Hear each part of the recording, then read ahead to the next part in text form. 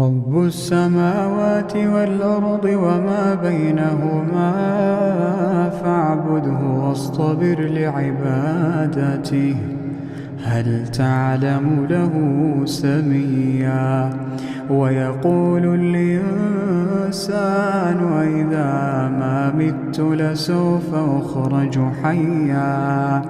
أولا يذكر الإنسان أنا خلقناه من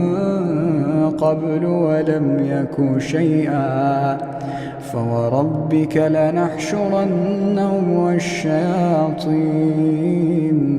ثم لنحضرنهم حول جهنم جثيا ثم لننزعن من كل شيعة أيهم أشد على الرحمن عتيا ثم لنحن أعلم بالذين هم أولى بها صليا وإن منكم إلا واردها كان على ربك حتما مقضيا ثم ننجي الذين اتقوا ونذر الظالمين فيها جثيا وإذا تتلى عليهم آياتنا بينات قال الذين كفروا للذين آمنوا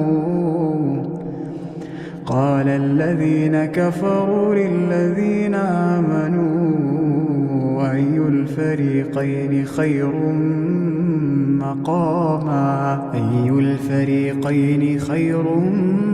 مقاما وأحسن نديا وكم أهلكنا قبلهم من قرن هم أحسن أثاثا ورئيا قل من كان في الضلالة فليمدد له الرحمن مدا حتى إذا رأوا ما يوعدون إما العذاب وإما الساعة فسيعلمون من هو شر مكانا وأضعف جندا ويزيد الله الذين اهتدوا هدى والباقيات الصالحات خير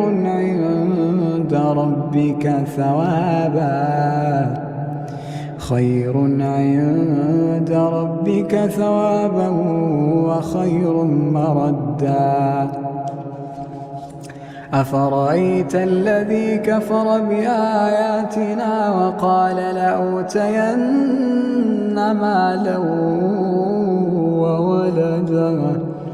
أطلع الغيب أم اتخذ عند الرحمن عهدا كلا سنكتب ما يقول ونمد له من العذاب مدا ونرثه ما يقول ويأتينا فردا واتخذوا من دون الله آلهة ليكونوا لهم عزا كلا سيكفرون بعبادتهم ويكونون عليهم ضدا